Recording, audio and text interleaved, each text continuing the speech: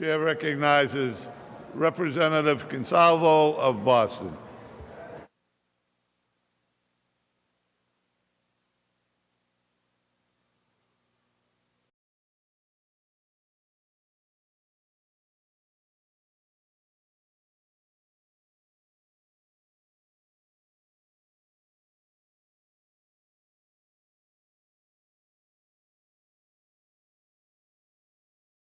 Thank you, Mr. Speaker, and through you to the members. I rise today in strong support of House Number 4707, an act relative to the Affordable Homes Act. And first, Mr. Speaker, I want to thank you for your commitment and dedication to this issue and for bringing it to the floor today. I also want to thank the Chair of Ways and Means for all his hard work on housing issues, and I would like to give a big shout out and thank you to his staff for all their efforts. I also want to commend the Chair of Housing for his tireless efforts, including chairing a hearing on this important bill that lasted almost 12 hours, but remained thoughtful and courteous throughout.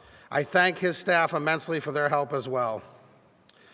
Prior to joining the Massachusetts House of Representatives, I had the privilege of serving for 6 terms on the Boston City Council. And during that time, I had the great honor of working every single day with my friend, Mayor Tom Menino. Mayor Menino suggested to me, and if you knew him, that means he told you, that I should chair the City Council's Housing Committee. He said that the issue of housing was one of the most important, if not the most important issue facing the city of Boston at that time, and that I should chair that important committee. He was right then, as always, and that advice rings even more true today. I took his advice, and I chaired the Housing Committee for many years before leaving the Boston City Council in 2013. I was very lucky that my time on the council also included an appointment to the city's Neighborhood Housing Trust, which invests millions of dollars annually to build affordable housing in the city of Boston.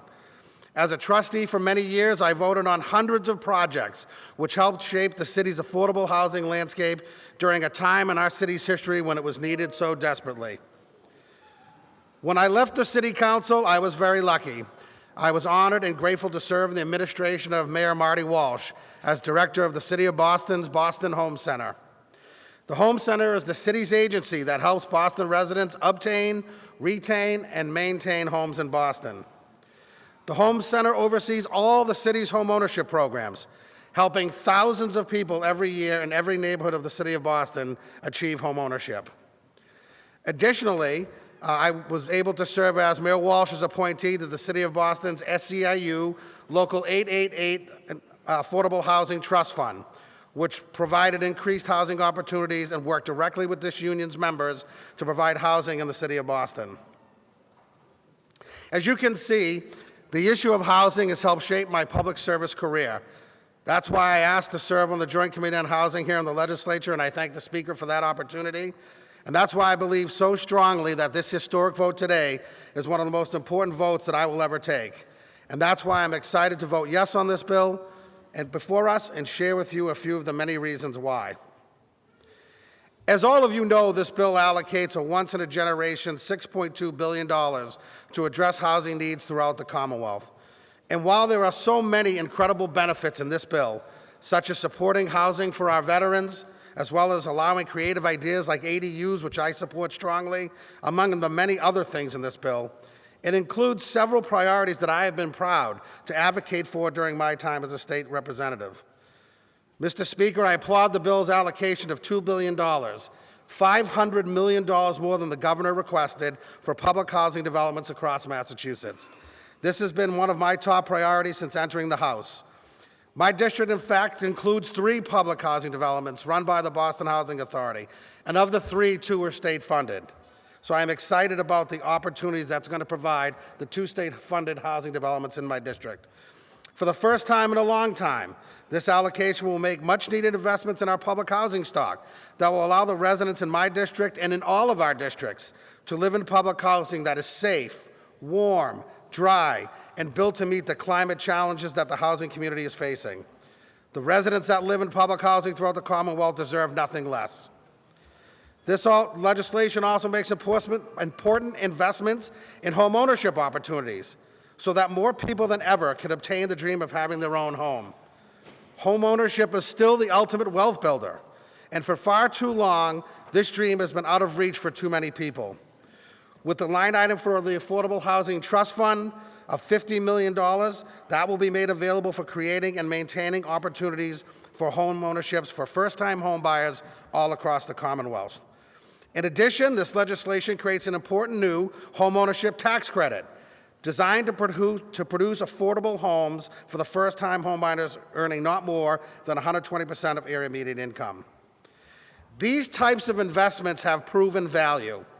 In Boston, the city's homeownership programs have assisted 620 first-time home buyers during the last 3 fiscal years.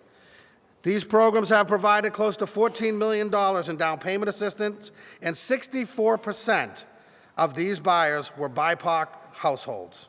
With the passage of this bill, all of Massachusetts will realize that same value. We will also be making important investments in housing for persons with disabilities with this legislation, and I could not be more proud to support that effort. I ask all of you to join me in personally thanking organizations like the Boston Center for Independent Living that fight every single day to make sure that persons with disabilities have a voice in our town halls, our city halls, at the State House, and at the United States Congress. This bond bill provides $60 million for the Massachusetts Rehabilitation Commission Home Modification Program, an extremely important program which provides funding to modify homes of individuals or families with disabilities and seniors so that they may maintain residency and return to their home from institutional settings. It sets aside $55 million for community-based housing, an initiative to support appropriate housing for people with disabilities who are not clients of DMH or the Department of Developmental Services.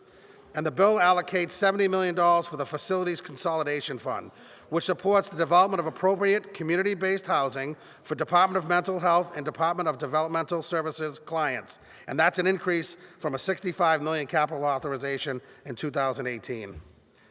We heard earlier from the chair that the passage of this bill will establish a healthy home program that will, quote, create a healthier environment for residents, including, but not limited to, rehabilitating existing housing or making homes lead safe.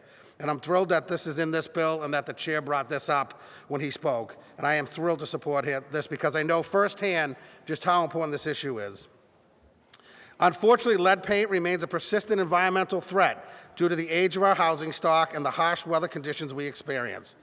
Continued funding to control this hazard is necessary to minimize the devastating health and societal costs that lead paint represents. But we know that programs like that are in this bill eradicate lead from, we know that programs to eradicate lead from homes works, and the data shows that these programs keep children healthy and safe. In 1993, Boston had close to 5,000 children who were severely lead poisoned. Over the next 30 years, the Lead Safe Boston program utilized more than a dozen competitively awarded grants to develop a health and housing production model where lead-poisoned kids were referred from their pediatrician to the Public Health Commission and then over to the Lead Safe Boston program for their homes to be remediated.